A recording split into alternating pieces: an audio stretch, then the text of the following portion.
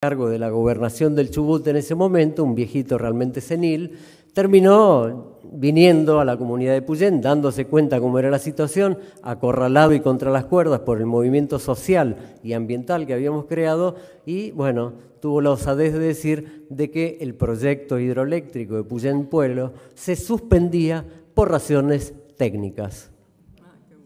En fin, esa fue una de las primeras anécdotas fuertes de este anecdotario que no terminó nunca, que sigue al día de hoy y que también nos enseñó a nosotros, quienes habíamos intentado ponernos adentro de esa burbuja de cristal, que era absolutamente imposible estar encerrados en una burbuja porque tarde o temprano nos iba a salpicar la situación.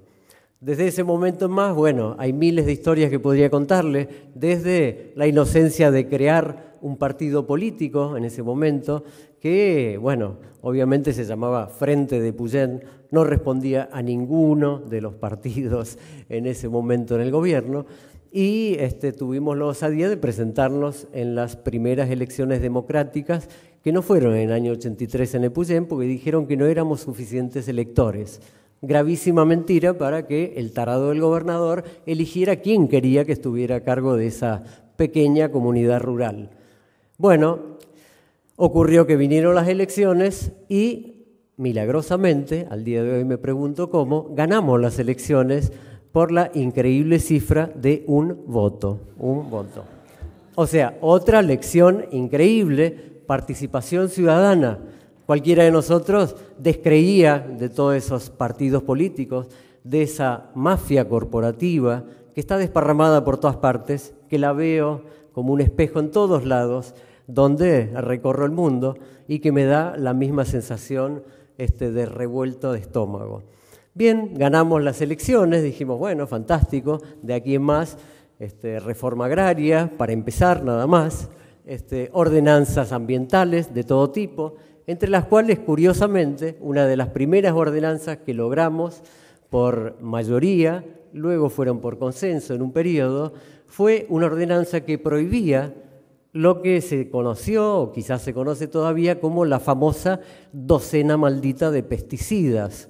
Estamos hablando de pesticidas del tipo 2,4,5-T, defoliante, naranja, famoso. Estamos hablando de paratión, estamos hablando de DDT, que hasta ese momento eran de venta libre en toda la República Argentina y lamentablemente lo sigue siendo durante muchísimos años en muchas partes del mundo. Recién en el 2001 la Organización Mundial de la Salud puso un veto a la docena maldita.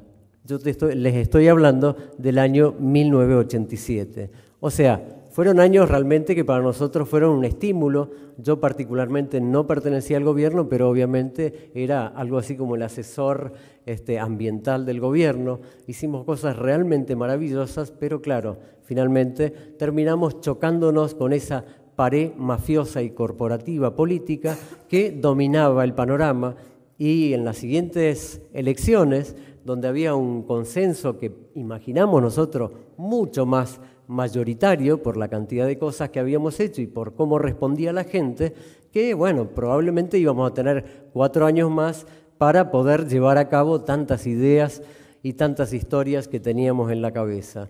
Lamentablemente nos desayunamos tarde y a través de una situación paradójica.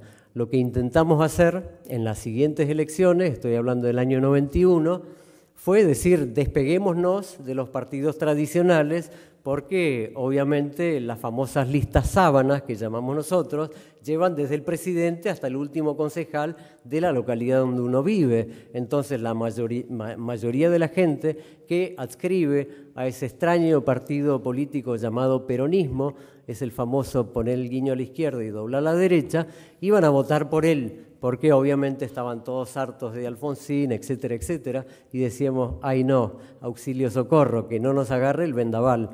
Obviamente intentamos, buscamos y encontramos en la Constitución un punto clarísimo que decía que las comunidades, mismo las comunidades chicas, podían decidir la fecha de las elecciones.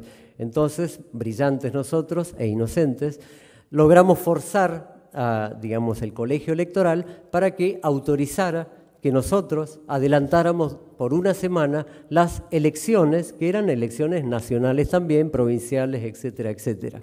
Claro, pero no contamos con la astucia de los muchachos, que muy pronto vieron que esta comunidad rebelde, jipachona, con todo el respeto del mundo lo digo, nos autollamamos jipuches, porque justamente los mapuches de la localidad, igual de marginados que nosotros, fueron nuestros primeros y grandes y sabios aliados de esa comunidad. Así que dijeron, no, estos jipuches, se pudre todo.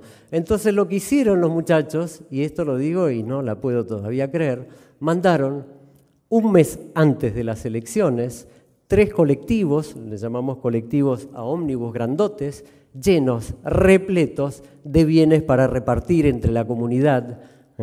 Es la famosa dádiva, etcétera, etcétera. Y a punta de botellas de vino, llevaron a la gente a votar con la boleta en el bolsillo.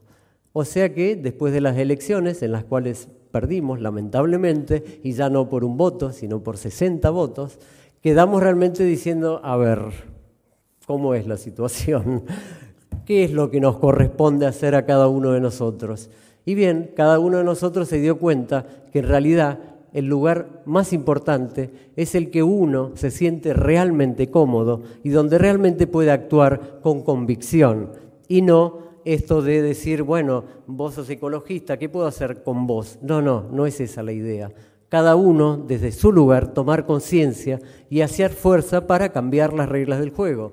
Así que bueno, todo el gobierno se diluyó, quedamos con algunos concejales y cada uno de nosotros decidió realmente cuál era el destino más afín a lo que uno podía aspirar y dónde podía dar más. Obviamente formamos asociaciones civiles, nos dedicamos muchísimo a la parte social, cultural, a la parte artística y algunos de nosotros, en mi caso particular, nos tiramos y nos zambullimos de lleno en todo lo que es el ámbito que algunos llaman del medio ambiente, una palabra bastante extraña, pero bueno, eso, activismo ambiental, digamos las cosas como son. El famoso ecoactivismo que hoy nos hemos transformado en ecofundamentalistas, etcétera, etcétera.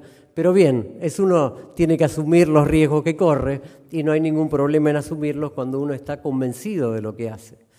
Hace 2 años atrás logré editar otro de mis libros de texto. No soy escritor, soy una bestia para escribir y lo único escribo con el corazón y con lo que me sale, igualmente como hablo. No trato de buscar maneras poéticas de decir las cosas, sino más bien decir las cosas de frente para que la gente la entienda y sobre todo no utilizar ningún tipo de idioma difícil, técnico o etcétera. Hablar como habla el común de la gente.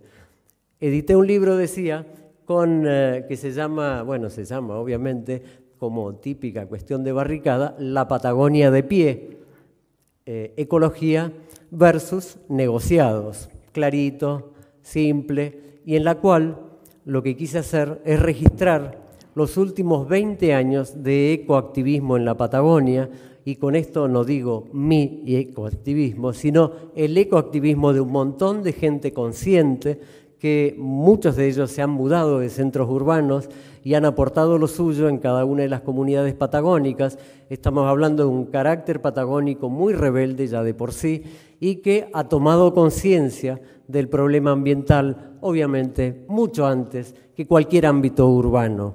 Como bien decía el amigo Alicura, la gran ayuda de los sabios, de los mapuche, de la gente de la tierra, de la gente